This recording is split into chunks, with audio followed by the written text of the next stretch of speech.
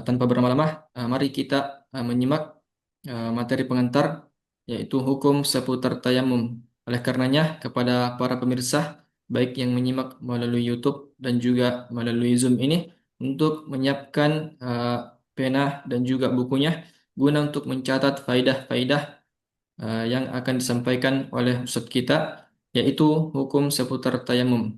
Kepada Ustadz, falyatafadhal masykura wa ma'jura. Waktu dan tempat kami persilahkan. Bismillahirrahmanirrahim. Assalamualaikum warahmatullahi wabarakatuh. Alhamdulillahi rabbil alamin.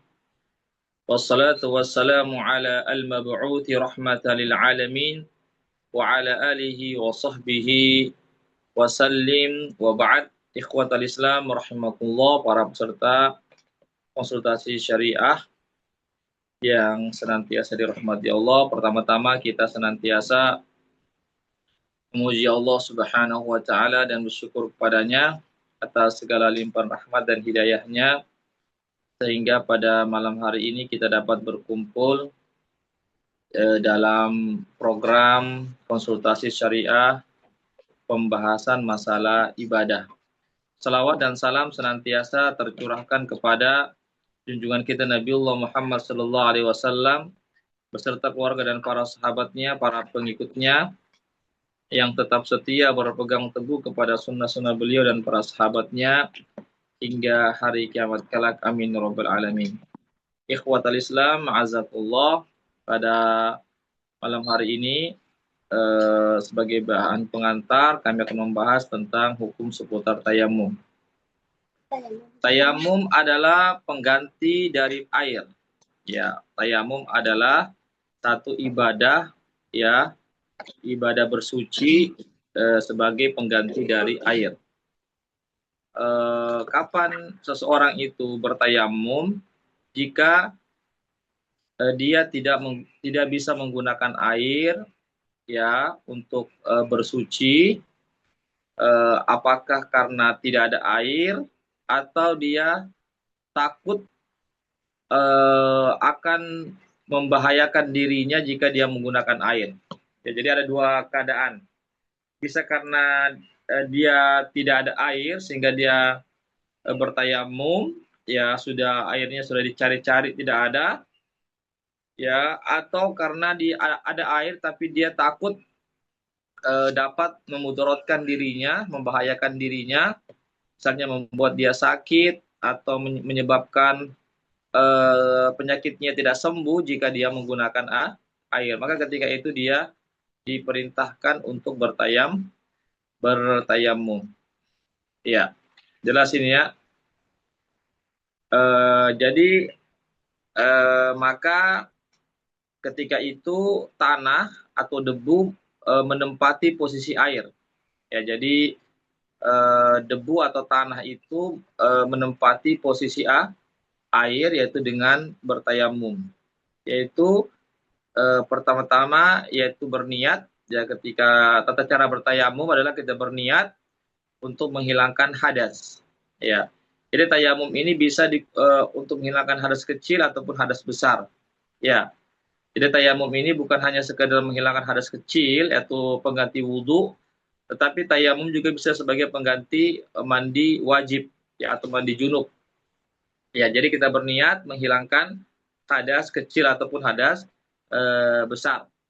Kemudian membaca bismillah. Setelah itu kita menepukkan kedua tangan kita, telapak tangan dalam keadaan terbuka, telapak tangan satu kali ke tanah atau ke debu, lalu kita mengusap kedua telapak tangan itu ke seluruh wajah kita. Ya, kita usapkan kedua tangan kita itu ke kedua telapak tangan yang sudah menyentuh tadi tanah ataupun debu yang suci atau tanah yang suci ke seluruh wajah kita dan ke seluruh telapak tangan kita, ya, dan ke seluruh telapak tangan kita. Ya, itu tata cara bertayamum. Dan seandainya seseorang itu menepuk dua kali, maka itu juga tidak mengapa. Artinya dia tepukan tangannya 2 kali. Tepukan pertama dia usap wajahnya, setelah itu dia usap wajahnya, kemudian tepukan yang kedua yaitu dia mengusap kedua telapak tangannya. Jadi boleh ya. Jadi tepukan, jadi menepuk ke tanah, menepukkan kedua telapak tangan ke tanah itu boleh 1 kali, boleh juga dua kali. Ya, tepukan dulu wajah, ya, kemudian kedua telapak tangan, ya. Bisa 1 kali saja tepukan untuk dua anggota tubuh, yaitu wajah dan kedua telapak tangan, atau menepukkan menepukkan sekali, lalu diusapkan ke wajah, lalu tepukan lagi sekali, mengusapkan kedua telapak tangan. Dalil tentang tayamum, ya, ini terdapat ya di dalam Al-Qur'an, dalam surah Al-Maidah ayat 6 yang bunyinya falam tajidu ma'am fatayammamu sa'idan thayyiba famsahu bihujuhikum wa aydikum minhu ma yuridullahu liyaj'ala 'alaikum min haraj walaki yuridu liyutahhirakum wa liyutimma ni'matahu 'alaikum la'allakum tashkurun. Ya, yang artinya maka siapa yang maka jika kalian tidak mendapatkan air, maka hendaklah kalian bertayamum dengan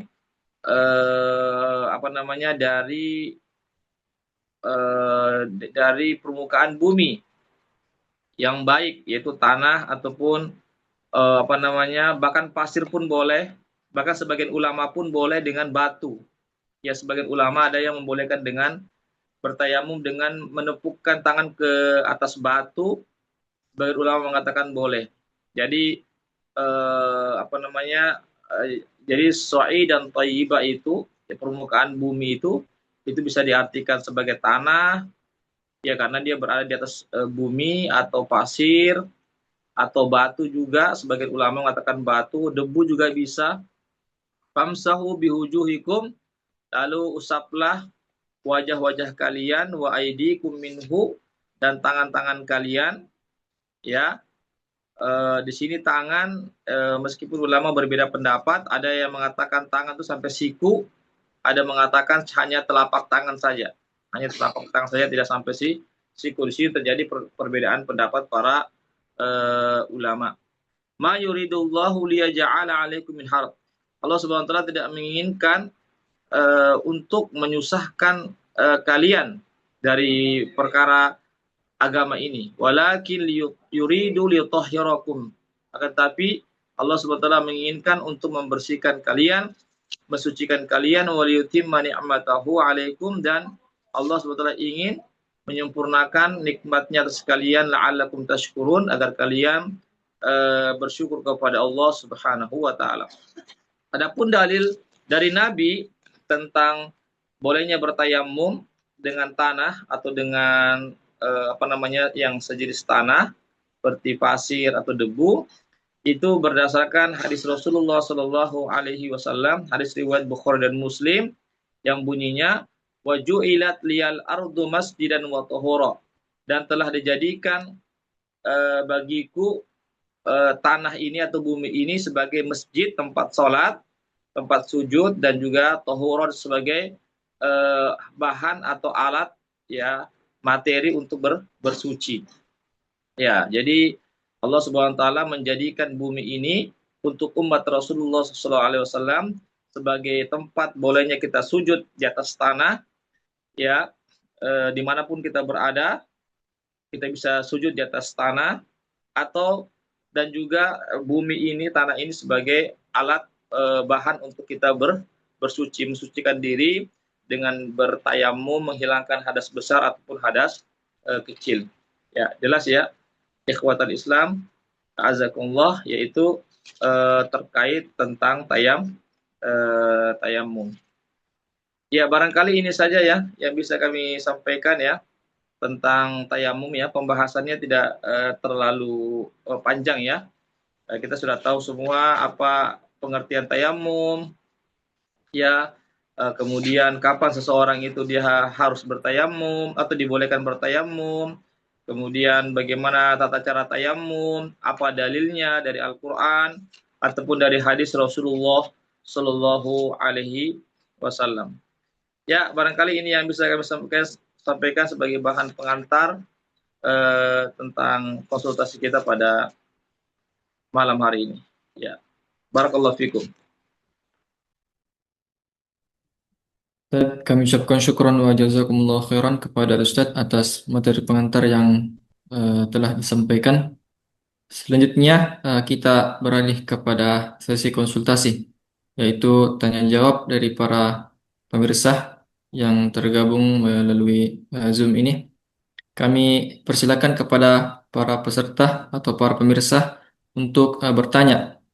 Boleh raise hand untuk bertanya langsung dengan membuka mic atau dengan menuliskan pertanyaan-pertanyaannya di kolom chat. Alhamdulillah sudah masuk satu pertanyaan. Kami bacakan Ustaz dari Ummu Aisyah. Afan Ustaz, apakah sama tayamum wudu dan tayamum mandi wajib atau caranya beda Ustaz? Nah, Ustaz. Apakah sama tayamum untuk wudu dan untuk mandi wajib? Apakah sama atau berbeda caranya Ustaz? Ya, bismillah, alhamdulillah, wassalatu wassalamu ala rasulillah wa ba'd.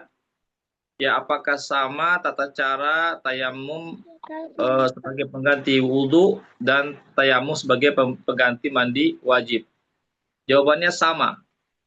Ya, jawabannya sama.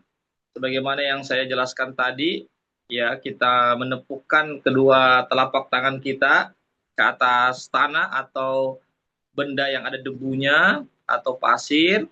Ya, sebagian ulama mengatakan boleh dengan di atas batu, lalu kita usapkan, kita punya wajah, semuanya kena, lalu kita lalu kita usapkan kedua telapak tangan kita.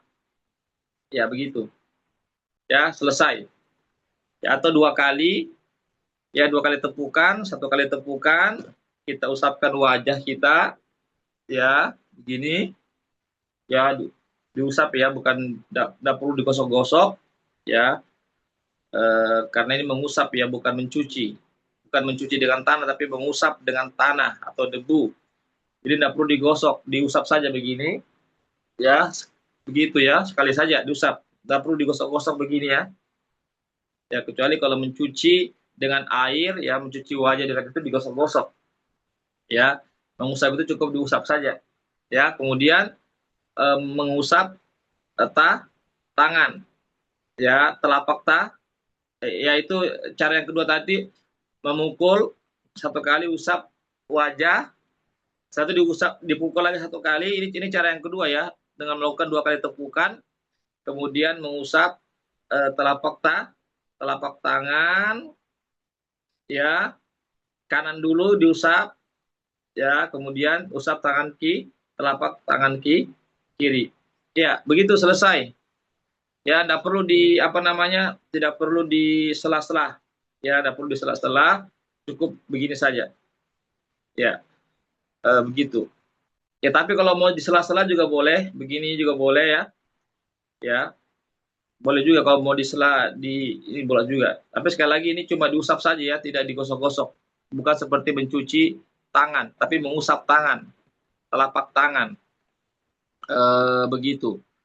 Ya, meskipun ada sebagian ulama yang mengatakan sampai siku, begini sampai siku.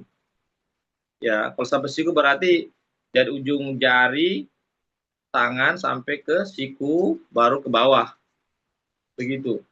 Ya, kemudian sebelah kanan, sebelah kiri, kemudian ya begitu, cukup. Ya, itu sebagian ulama mengatakan sampai siku ya. Ini terjadi perbedaan pendapat para ulama. Jadi perbedaan pendapat para ulama, tapi minimal sampai pergelangan tangan saja. Sampai pergelangan itu minimal ya. Ya. Itu sama, itu dipakai untuk bertayamum, baik untuk sebagai pengganti wudhu, hadas kecil ataupun hadas besar. Sebagai pengganti mandi wajib atau mandi junub, atau mandi misalnya haid, ya setelah haid misalnya karena faktor sakit, atau setelah nifas misalnya habis masa nifasnya karena sakit, ya maka dengan bertayamum, begitu caranya. Dan itu ada dalilnya. Sebagaimana pernah terjadi di zaman Nabi, ada dua orang sahabat, yaitu Umar bin Khattab dan siapa ini ya, Ammar bin Yasir, kalau tidak salah. Ketika mereka safar itu kehabisan air, ya tidak ada air, ya junub mereka, berhadas besar dan tidak ada air, maka ya akhirnya mereka pun berguling, awalnya itu berguling-guling, ya Ammar bin Yasir berguling-guling dia di tanah, di pasir, berguling-guling, karena dia mengira tayamum itu sama dengan mandi wajib yang harus kena semua seluruh tubuh, ya sebagaimana kalau mandi wajib kan air itu harus kena seluruh tubuh, ya seluruh kulit-kulit yang ada di badan kita termasuk rambut-rambut. Maka Ammar bin Yasir pun dia berguling-guling, dia kenakan semua badannya itu dengan tanah atau pasir. Ya, kemudian setelah itu dia melaksanakan sholat. Ya, jadi dia mengkiaskan mandi tayamum itu dengan mandi. Harus kena semua, sebagaimana mandi wajib harus kena semua air kita punya tubuh. Begitu juga menurut Ammar bin Yasir, salah seorang sahabat Nabi, dia mengira harus kena juga pasir atau tanah seluruh tubuhnya. Dia berguling-guling, ya seperti hewan-hewan yang berguling-guling di tanah. Kemudian setelah sampai di Madinah, Ammar bin Yasir pun bertanya kepada Nabi, apakah sudah betul caranya itu? Kata Nabi, bukan begitu caranya. Cukup, kata Nabi, kamu pukulkan saja kedua telapak tanganmu, lalu engkau usapkan ke wajahmu, lalu engkau usapkan kedua telapak tanganmu. Ya, begitu saja caranya. Ya, kata Nabi kepada Ammar bin Yasir. Jadi berdasarkan hadis ini, maka menunjukkan bahwasanya tayamum untuk menghilangkan hadas besar seperti tadi untuk pengganti mandi junub, mandi wajib, maka cukup dengan tayamum tadi, ya, dengan menepukkan kedua telapak tangan ke wajah lalu mengusap kedua telapak tangan. Tidak perlu kita berguling-guling atau tidak perlu kita tidak perlu mengenakan semua, artinya tidak perlu kena semua tanah atau debu di seluruh tubuh kita. Ya, jadi sekali lagi caranya sama, baik untuk menghilangkan hadas kecil yaitu berwudu, ya pengganti wudu, atau menghilangkan hadas besar sebagai pengganti dari mandi wajib atau mandi junub. Ya, demikian. Baik Ustaz, nah, semoga dipahami oleh penanya. Nah, jadi tata cara tayamum untuk wudhu dan mandi wajib itu sama saja tata caranya. Kemudian pertanyaan kedua dari Hasan Sapril, Afwan Ustaz mau bertanya masalah pembatal wudhu, yaitu tidur dengan posisi duduk. Apakah membatalkan wudhu?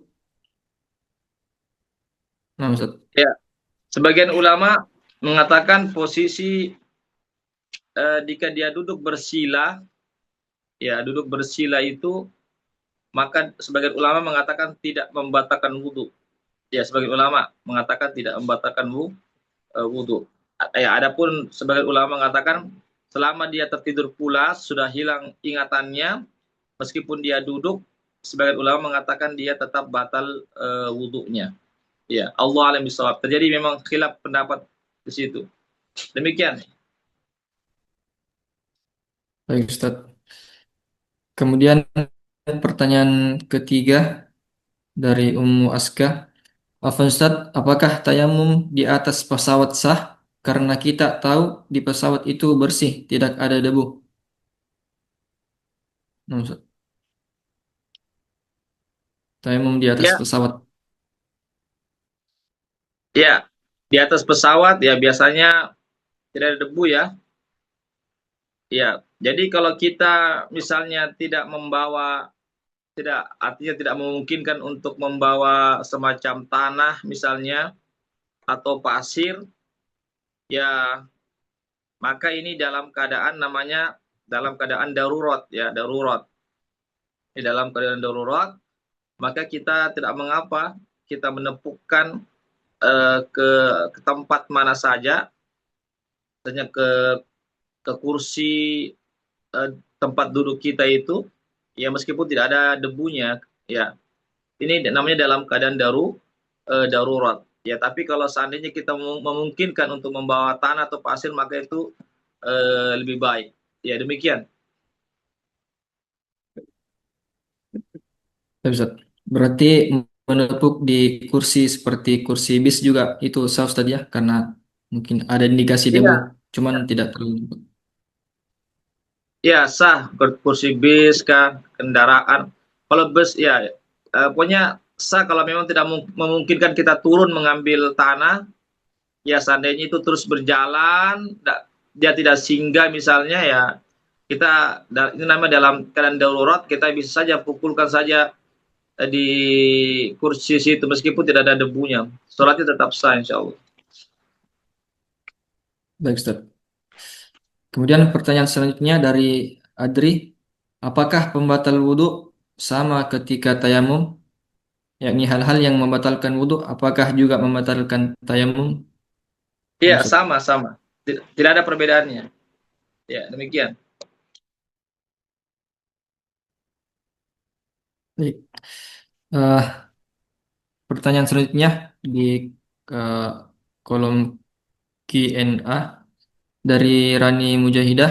Ustadz, kalau misal kita bertayamum untuk sholat lail, terus lanjut sholat subuh, sedang kita tidak lakukan hal yang membatalkan tayamum, apakah boleh seperti itu, Ustadz? Iya, boleh. Iya. Selama tidak ada yang membatalkan wudhu atau tayamum itu boleh. Ya, boleh dipakai untuk beberapa sholat. Demikian.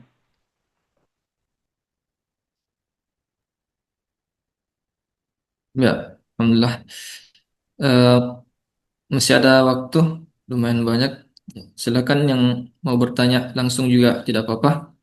Atau masih ada pertanyaan yang ingin ditanyakan seputar tayamum bagi para pemirsa, silakan dikirimkan pertanyaannya.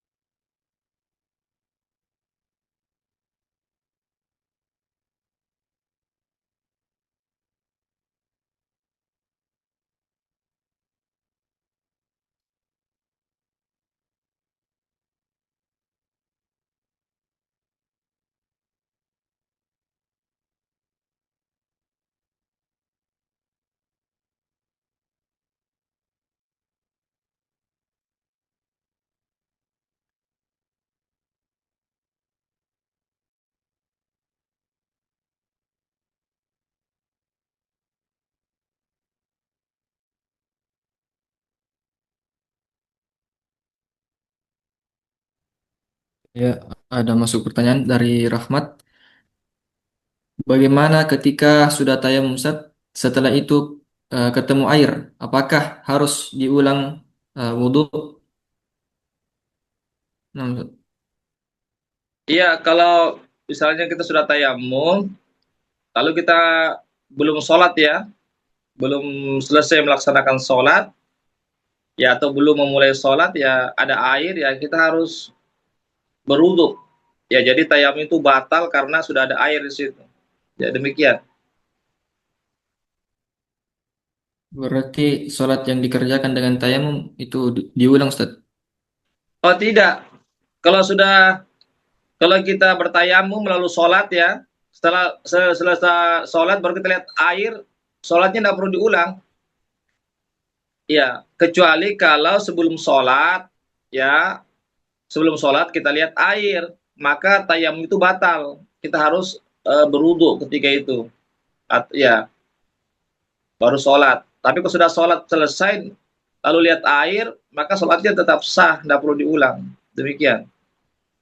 Baik, Ustaz, kami ucapkan syukur atas jawabannya. Semoga dipahami oleh Rahmat. Kemudian pertanyaan selanjutnya, itu bagaimana Ustaz? Apakah bersih ketika buang air kecil dan besar dengan tayamum? Gimana sih? Kalau buang air besar, air kecil itu bukan dengan tayamum, dia dengan istinja. Ya, tayamum itu dia pengganti dari wudhu dan mandi wajib. Adapun untuk membersihkan dari buang air besar ataupun air kecil, itu dengan istinja namanya.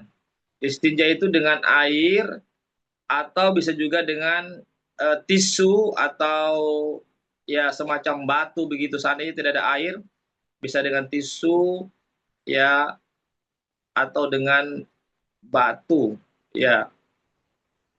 Sebagaimana Nabi pernah lakukan, Nabi pernah beristinja dengan batu, dengan 3 buah batu.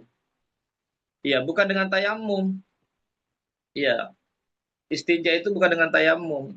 Ya, tayamum itu digunakan untuk sebagai pengganti wudhu dan pengganti pengganti mandi wajib. Adapun kalau istinja ya dari setelah buang air besar atau air kecil itu cuma itu bisa dengan hukum asalnya dengan air ya atau dengan tisu misalnya. Misalnya di hotel ya.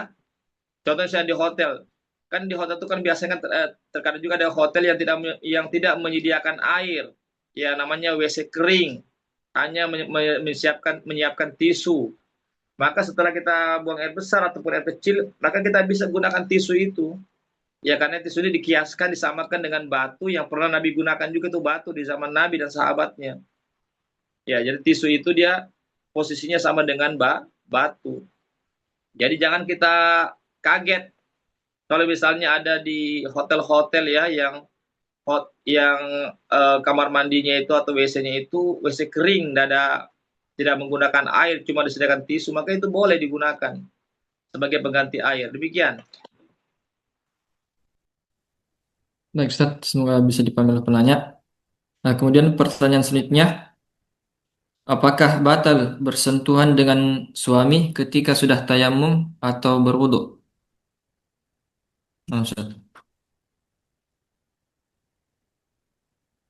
Iya, pendapat yang kuat memang terjadi perbedaan pendapat para ulama. Ya, bersentuhan dengan yang apa namanya yang seperti suami ya atau yang bukan mahram misalnya ya. Sebagai ulama mengatakan batal wudhu kita ya, sebagai ulama mengatakan tidak batal. Jadi pendapat yang kuat adalah tidak batal meskipun bersentuhan dengan istri bersentuhan dengan suaminya ya, bersentuhan kulit misalnya ya.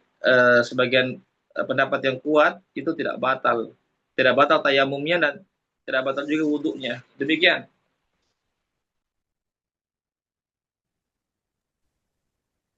Baik, Ustaz.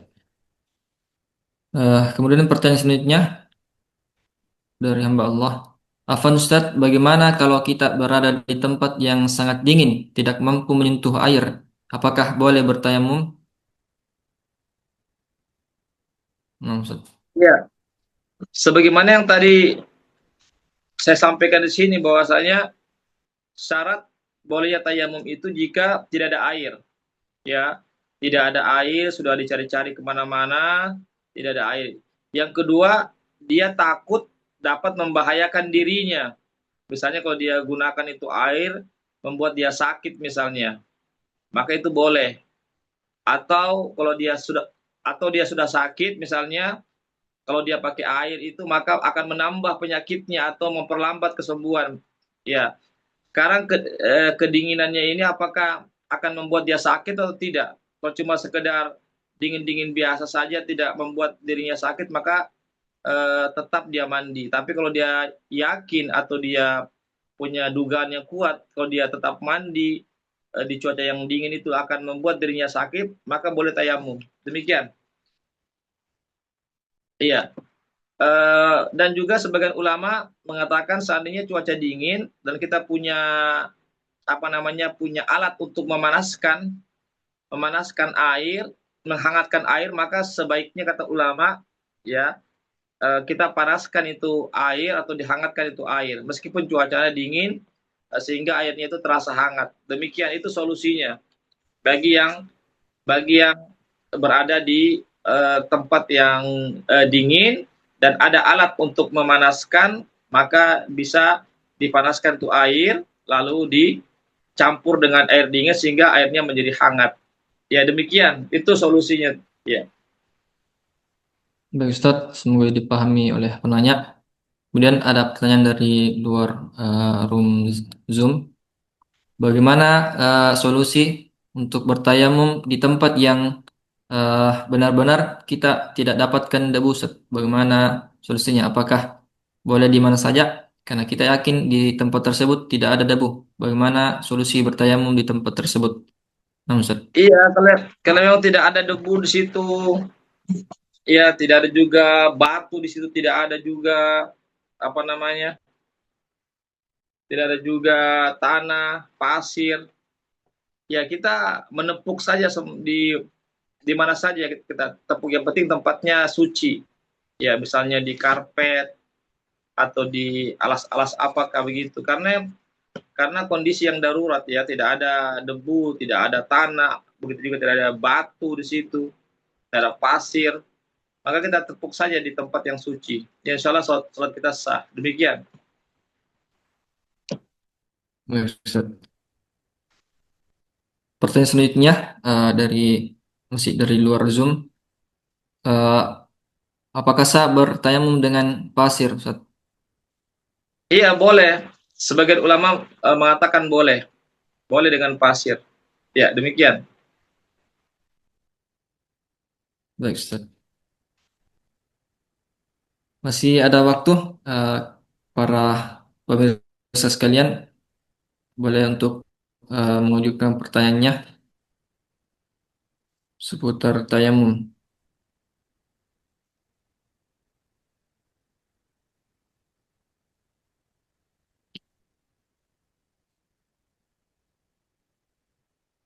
Untuk prakteknya tadi sudah dipraktekkan langsung oleh Ustadz kita, yaitu mengusap wajah dan juga telapak tangan. Ya, kami masih menunggu beberapa menit ke depan untuk menjawab pertanyaan-pertanyaan dari para pemirsa. Jika sudah tidak ada, maka kita cukupkan. Silakan para pemirsa, mungkin masih ada yang ingin ditanyakan terkait tayamum ini. Melihat perkembangan zaman kita yang sangat memudahkan kita untuk mendapatkan air, tetapi tidak menutup kemungkinan di hal-hal tertentu bisa saja kita eh, tiba-tiba tidak mendapatkan air yang kemudian mengharuskan kita untuk melakukan tayamum.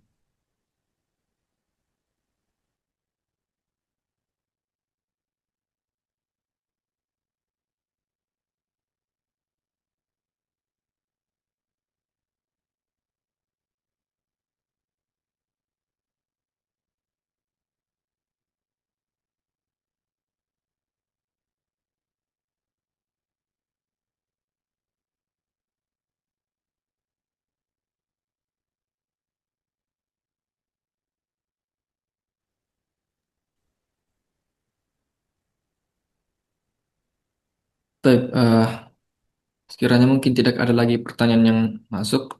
Semoga eh, materi pengantar yang disampaikan oleh Ustadz kita dan juga jawaban-jawaban yang telah dijawab oleh Ustadz kita dapat menjadi tambahan ilmu bagi para pemirsa yang bergabung melalui Zoom ini dan juga yang menyimak melalui YouTube.